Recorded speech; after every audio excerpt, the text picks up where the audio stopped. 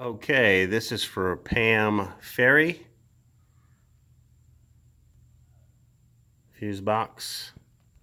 We can see. All right. Wiring. All right. Here's the electrical underground.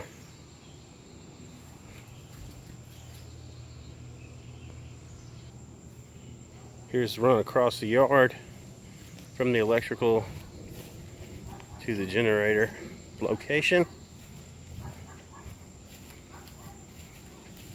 which will be here in this corner. No flags yet. I'm putting the flags up in a second. Here's the AC.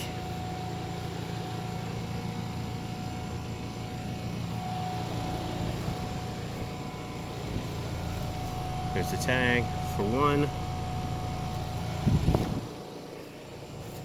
There's the other AC. Here's the tag for the other. It's under here.